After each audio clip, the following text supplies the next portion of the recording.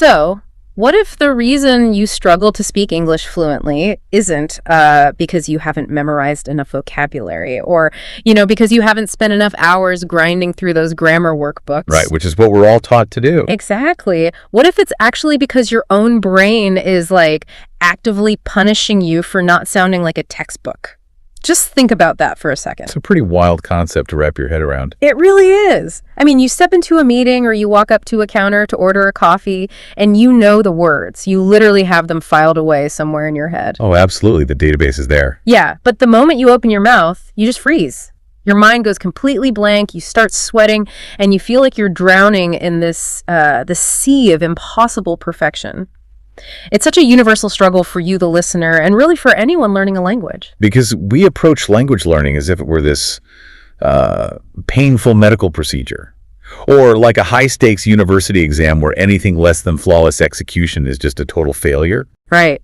And that's exactly why we're doing this deep dive today. We're looking at a source that completely dismantles that anxiety-inducing script. Which is so refreshing, honestly. Totally. The text we have today is called The Fluent Habit: Daily English for Dreams and Goals. And our mission for this deep dive is to basically extract the source's radical, low-pressure blueprint for building fluency. Yeah, what makes this text so fascinating to analyze isn't merely the tactical advice it offers on syntax or vocabulary. It goes way deeper than that. Exactly. Right? It's how it approaches the cognitive science of learning. The source proposes a fundamental rewiring of the brain's approach to confidence and habit building. It treats English not as some sterile subject to be mastered in a vacuum, right? But as this living, integrated reflex. Yes, a reflex that has to be woven into your daily existence. It requires unlearning decades of conditioning. Which is no small task. I mean, formal education basically taught you to fear the mistake. But this source, it asks you to weaponize it. Which I love. It's such a powerful flip. So over the course of this deep dive, we're going to unpack the mechanics of that reflex. We'll look at why dismantling the myth of perfect grammar is your first necessary step. And why reverting to the mindset of a toddler is actually a cognitive superpower. Yeah, I can't wait to get into that part. And we'll also look at why intentionally making embarrassing mistakes is exactly what your brain requires to achieve fluency. Let's start by analyzing the text's central thesis, because it challenges the adult ego directly. It really does. The source argues that English is not about perfection. It is strictly about communication. Right. It points out that most learners are walking around with this deeply ingrained, damaging belief that they need, highly complex vocabulary and flawless pronunciation before they even have the right to speak. And if we view this through the lens of cognitive load theory, the problem becomes very clear. Okay, unpack that a little for us. Cognitive load theory. Yeah, so when you are in a conversation, your brain is already processing an immense amount of data. You're reading facial expressions, interpreting tone, anticipating the other person's response. Right, and just managing your own social anxiety on top of all that. Exactly. So if you then force your brain to simultaneously scan a massive internal dictionary for a high-level vocabulary word and then run that word through a complex grammatical algorithm, you just crash. You literally crash. Your working memory overloads. The text argues that the pursuit of complexity is the exact thing causing the hesitation in the first place. The source provides a brilliant example of this cognitive overload in action, actually. It describes a learner mentally agonizing over constructing a sentence like, "I am extremely exhausted due to workload." Which is a sentence that practically no native speaker would ever use in casual conversation. Right. I mean, it sounds like a legal deposition or like a robot trying to simulate human fatigue. Yeah, totally robotic. And the text points out that instead of performing those mental gymnastics, the learner should just say, "I am very tired." Keep it simple. But this brings up a massive psychological barrier. Why do we default to making things exponentially harder for ourselves? That's the million-dollar question. I mean, if "I am very tired" is universally understood, why do so many intelligent adults feel this desperate need to sound like a dusty old textbook instead of a normal human being? Well, it really comes down to the friction between adult identity and beginner capability. Oh, that's an interesting way to phrase it. Yeah, because as adults, you already possess these complex, highly sophisticated thoughts in your native language, right?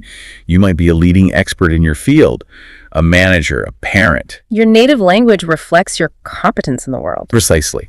So when you switch to a target language where your capability is lower, the ego steps in. It demands that you maintain that same level of sophisticated output to prove you are still an intelligent adult. Wow. So we're essentially just trying to protect our pride. Exactly. And traditional education reinforces this trap. Like if you write, "I am very tired" on an academic exam, it's deemed too simple. You get a bad grade. Right, you're penalized. You are trained to believe that complexity equals intelligence. So we are constantly trying to prove we are smart rather than just trying to transfer information from point A to point B. We are prioritizing performance over connection. Which is the exact opposite of what communication actually is.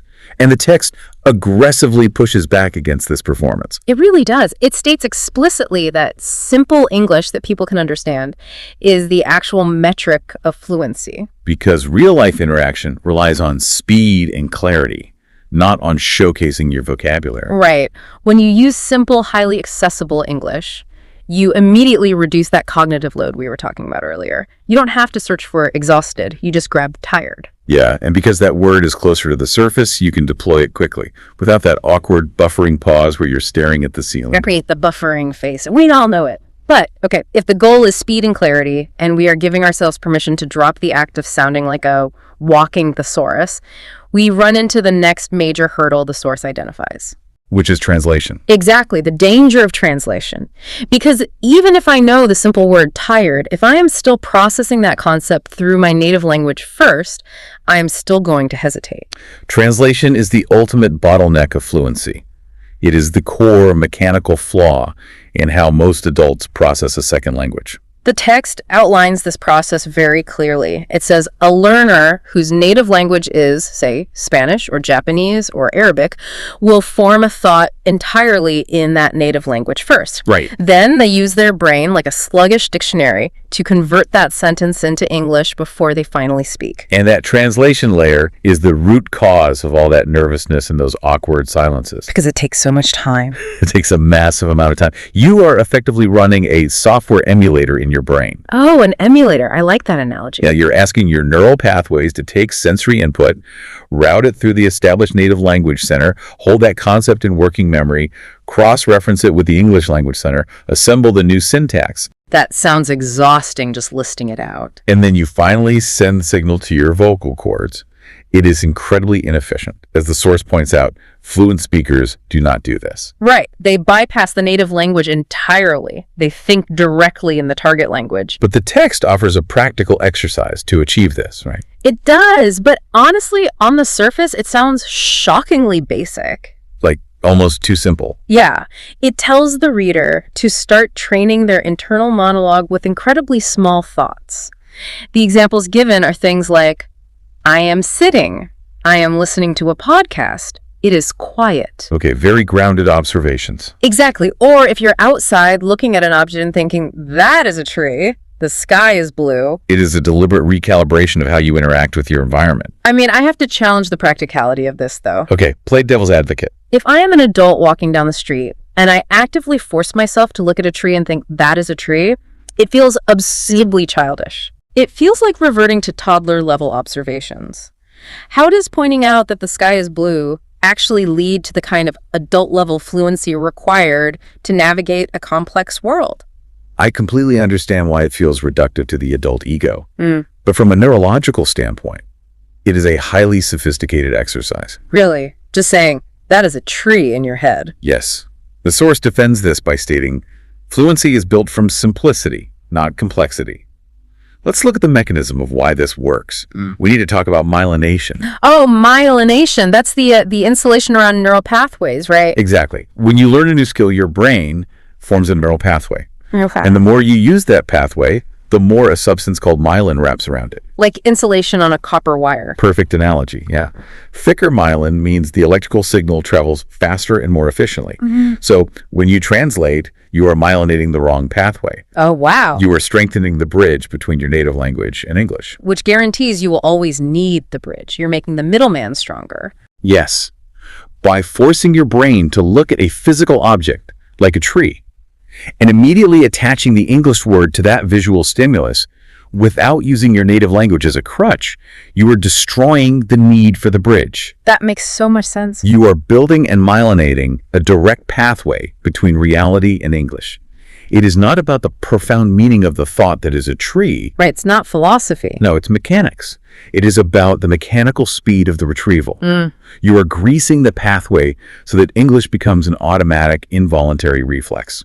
Okay, so it's sort of similar to touching a hot stove. How do you mean? Like, you don't consciously calculate the thermodynamics of the heat transfer, right? Your hand just pulls back reflexively. Yes. So when you see the color blue, the English word blue needs to arise reflexively without any conscious calculation. That is the perfect way to contextualize it. It is not a mathematical equation to solve. It is a neurological habit to build. And the text calls this powerful training for your brain because it normalizes English as a primary tool for experiencing reality, not just a secondary tool for translating it.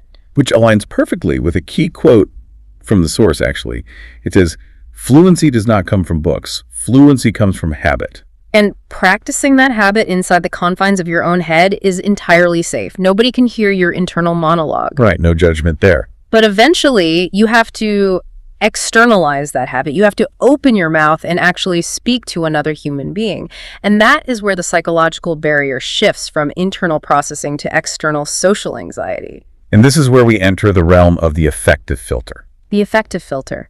The text addresses this emotional core head-on. It acknowledges that fear is the single greatest paralyzer for learners. No, without a doubt. You can know the grammar rules, you can have a myelinated reflex for the vocabulary, but if you are terrified of making a mistake in front of a native speaker, none of that matters. The whole system just shuts down. Yeah, the affective filter hypothesis in linguistics basically suggests that negative emotions like fear, anxiety, or embarrassment create a literal cognitive block. A physical block in the brain. Essentially, yes. Yeah. It prevents language acquisition and output. Yeah. And the classroom model completely strengthens this filter. Because in a classroom, a mistake is penalized. Exactly. It results in a lower grade. Yeah. You are conditioned to view errors as failures. But the source offers a massive reframing of this concept, and it uses a very specific example to do it.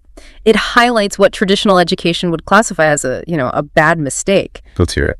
The example is someone saying, "I go market yesterday." Okay. Now, obviously, strictly speaking, that should be, "I went to the market yesterday." But the text insists that saying, "I go market yesterday" is actually a triumph. A huge triumph. It states, mistakes are not your enemy, mistakes are your teachers.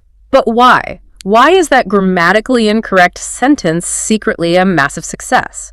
Because the text completely redefines the objective of language. If your objective is to pass a written grammar exam, then "I go market yesterday" is a failure. But we have already established that the true objective is communication. Right. So if you say that phrase to a native speaker, do they understand your intent? Well, yeah. I mean, they know you went to the market. Exactly. Yes. They are the subject, the destination, and the time frame. The data was successfully transferred. The listener's brain basically autocorrects the missing grammar because the core context is there. Exactly. The communication was successful. And furthermore, the text points out that improvement can only follow generation. You can't edit a blank page. Exactly. Yeah. You cannot refine a sentence that you never speak. When you say, "I go market yesterday," you are giving the world and your own brain raw material to work with. Well, that makes a lot of sense. You might hear the other person respond, "Oh, you went to the market." And your brain registers that feedback. It hears the correct tense naturally. But if the fear of making the mistake keeps you completely silent, that feedback loop never even begins. It makes me think of an artist like blocking out a painting on a canvas. You never start by agonizing over the hyper-realistic shading of a single eyelash. Right, you never finish. You take a thick brush and you throw down rough, messy, ugly shapes just to establish the composition. It looks chaotic, but you must have that rough draft on the canvas before you can start refining the edges and turning it into something beautiful. I love that. If you stare at a blank canvas and demand a masterpiece on the very first stroke, you will never paint anything. Never. And if you demand perfect grammar before you speak, you will remain perpetually silent. The text is very explicit about this. It says, if you never speak, you will never improve. So the rule is simple. Speak first, improve later. You have to be willing to generate the messy, rough draft. Yes. Speak first, improve later. But that requires a safe environment where you can constantly generate those rough drafts. The traditional assumption is that you need to enroll in a high-priced language academy or, pack up and move to an English-speaking country to find that environment. Right, the immersion myth. But the source argues you don't need to change your geography at all. It introduces this really brilliant framework of the 24-hour classroom. Yeah, the text states, you don't need a classroom to practice English. Your whole day is your classroom. It proposes a model of lifestyle integration rather than academic study. It actually maps out a chronological day to illustrate this. Let's analyze how it structures that daily integration. Okay, let's break it down. So in the morning, instead of sitting down and reviewing flashcards, you simply narrate your routine. You think, I wake up early, I brush my teeth, I drink water. Very simple myelinated pathway. Exactly. Then as you move into the afternoon, you observe your actions. I am eating rice, I am going outside, I am busy. Still keeping it grounded. And in the evening, you wind down with thoughts like, I am going home, I feel peaceful, tomorrow will be a better day. The contrast between this and a traditional learning model is profound. It really is. The traditional model relies on high-intensity, isolated sessions. Like, you study for 2 hours on a Tuesday, close the book, and don't interact with the language again until Thursday. Right. The source advocates for the exact opposite. Low intensity, continuous exposure. But I need to challenge the actual numbers the text provides because they seem incredibly small. Let's hear them. The source prescribes a very specific daily routine. It says 5 minutes of speaking practice in the morning, 5 minutes of listening practice in the afternoon, and 10 minutes of thinking in English in the evening. Okay. That is a grand total of 20 minutes a day. Can 20 minutes of fragmented practice really compete with a 2-hour intensive classroom session? It sounds almost too easy to actually be effective. It sounds minimal, sure, but it is deeply rooted in the neuroscience of memory consolidation. How so? When you cram for 2 hours, you overload your short-term memory, but your brain flags most of that information as temporary stress and just discards it later. Because it doesn't think you need it for survival. Exactly. The text uses a great analogy to explain this, comparing language acquisition to watering a plant. It says, you don't pour a lot of water once and expect it to grow. You water it a little every day. Right. A deluge of water on a Sunday doesn't help the plant survive the rest of the week. It just drowns the roots. Yes. But let's take that analogy further and look at what is actually happening in the brain. Okay. When you engage with English for just 5 minutes in the morning, and then again in the afternoon, and again at night, you are repeatedly sending a signal to your brain that this information is constant and highly relevant to your environment. You're triggering spaced repetition. Precisely. Spaced repetition. Furthermore, engaging with the language right before sleep, that 10 minutes of evening thought primes the brain to consolidate those specific neural pathways while you rest. Oh, wow. So your brain is working on it while you sleep. Exactly. Consistency physically alters the architecture of the brain in a way that isolated intensity simply cannot. So daily practice equals long-term success because you are essentially tricking the brain into believing that English is vital for your daily survival rather than just a subject you are studying for a test. Yes. You're building a sustainable system. But as you know, building a habit requires more than just understanding the mechanics. Right. I mean, knowing that 20 minutes a day will physically alter your brain doesn't actually get you out of bed on a cold, rainy Tuesday morning to do your 5 minutes of speaking practice. No, it doesn't.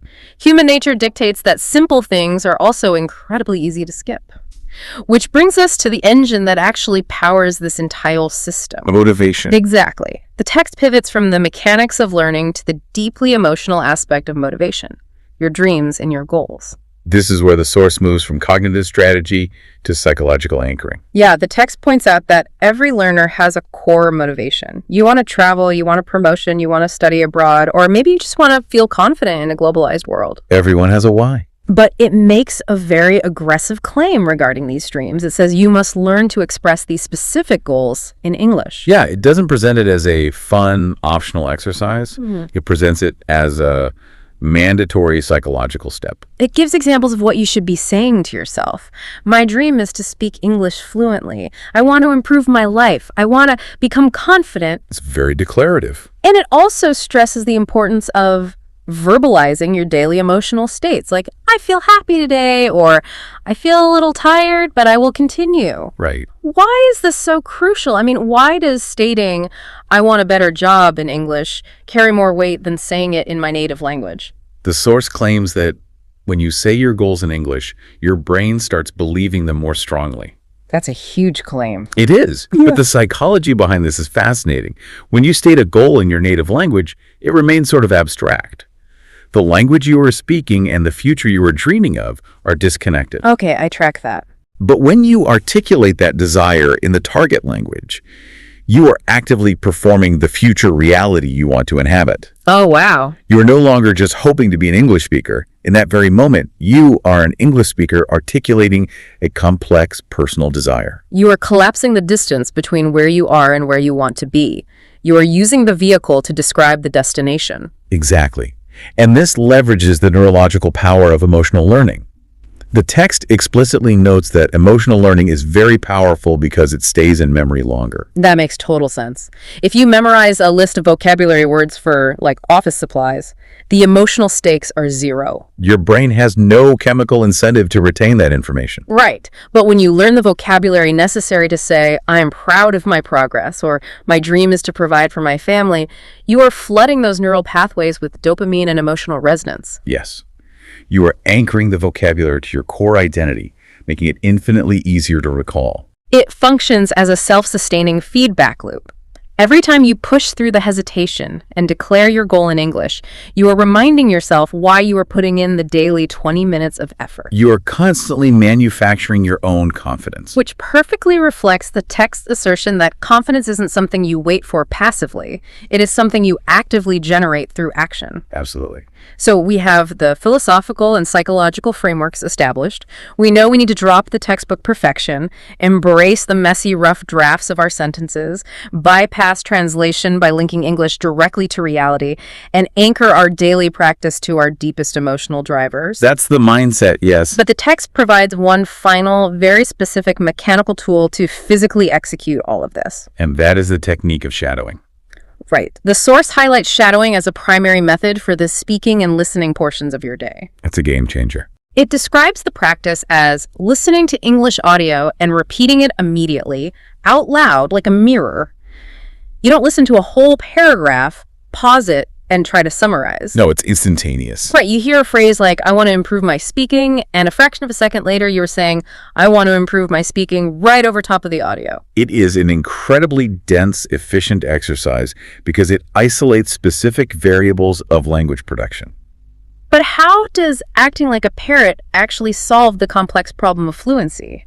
Well, when we speak spontaneously, our brain is managing two massive tasks simultaneously. Okay, what are they? First, sentence generation. That's choosing the words and the grammar. Second, physical articulation. That's actually moving the tongue, lips, and vocal cords to produce the correct phonetics. Right. Shadowing completely eliminates the cognitive load of sentence generation. Because the words are already there. Exactly. The grammar and vocabulary are provided for you. This allows 100% of your brain's processing power to focus purely on the physical motor skill aspect of speaking. You are training the muscles without stressing the mind. Yes. The text notes that this trains pronunciation, rhythm, and fluency all at once. Every language possesses a unique prosody. Prosody. Yeah, a specific musical cadence. A rhythm of stressed and unstressed syllables. You cannot learn prosody from reading a textbook. No, you have to hear it. By shadowing, you are internalizing the melody of English. You are training your physical articulators to move in patterns they aren't used to, effectively overriding your native accent through sheer mechanical repetition. It is like putting training wheels on a bicycle. You get to experience the feeling of moving fast and fluidly without the paralyzing fear that you are going to fall over because you picked the wrong verb tense. That's a great way to put it. And this mechanical practice ties right back into the overarching psychological rule that the text hammers home. You must actively enforce the belief that English is simple. The source is very direct about this cognitive restructuring. It says, if you think English is difficult, it will feel difficult. But if you think English is easy and simple, your brain will start accepting it as easy. It's basically applied cognitive behavioral therapy. You are choosing a positive framing and acting on it until it becomes your reality. Yeah. And the text pairs this with an incredibly empowering directive. It says, do not wait for perfect conditions. Don't wait until you find the perfect grammar book, or until you have an hour of perfectly uninterrupted silence, or until you feel entirely confident. Just start. Start today. Start with 5 minutes. Even if you are alone in your room and feel foolish talking to yourself, speak out loud anyway. Because action must precede motivation. Yeah. The fluency is created by the habit, The habit is not a result of fluency. Well, I've pulled all of these threads together into a cohesive blueprint for the listener. If you are ready to stop drowning in the sea of perfection and actually start building real-world fluency, here are the core takeaways from the Fluent habit that you can apply immediately. Number 1. First, you must abandon the obsession with sounding like a sophisticated adult. Stop trying to translate your complex native thoughts into complex English. I am very tired will always beat I am extremely exhausted because it is fast, simple, and functional. Right. Number 2. Second, rewire the mechanics of your internal monologue. Stop using your native language as a bridge. Look at your environment and attach English directly to the visual stimulus. The sky is blue. I am sitting. You are myelinating the neural pathways for instant reflexive recall. Perfect. Number 3. Third, embrace the messy rough draft. Saying, I go market yesterday is not a failure. It is a successful transfer of data. It is the necessary raw material your brain needs to eventually refine the grammar, speak first, improve later. Absolutely crucial. Number 4. Fourth, realize that your entire day is your classroom. You don't need a 2-hour intensive course. You need 20 minutes of fragmented daily exposure to trigger spaced repetition and signal to your brain that this language is vital for survival. Consistency rewires the brain. Intensity just exhausts it. And number 5. And finally, use the physical technique of shadowing to train your mouth to the melody of English and anchor every ounce of that practice to your deepest, most emotional goals. Claim your future out loud in the language you are trying to master. It is a profound shift from academic anxiety to integrated daily action. It utilizes the brain's natural mechanisms for habit and memory rather than fighting against them. It really is a complete paradigm shift. But as we wrap up, I want to explore one final, deeper implication of all this. Okay. The text makes a compelling case for why expressing your dreams in English helps anchor the vocabulary through emotional learning. It proves to your brain that the goal is possible, but it feels like there is an even deeper psychological layer happening when we do this. If we look at the relationship between language and identity, there absolutely is. Consider the psychological weight of your native language. Right.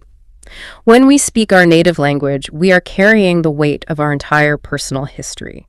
Every failure, every insecurity, every limiting belief we have ever held about ourselves was formed and solidified in our native tongue.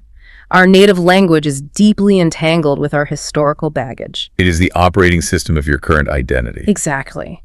So for everyone listening right now, here's a final thought to mull over.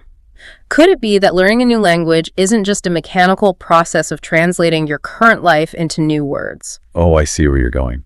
Could it be that by speaking your boldest dreams in an entirely different tongue, you are actually giving yourself a psychological clean slate? Wow. By using English to declare I am confident or I am capable, you bypass the historical baggage of your native language. Yeah. You give yourself the emotional distance to completely reinvent who you are and what you believe is possible, entirely free from the constraints of your old self. That is powerful. A new language provides the architecture for a new identity.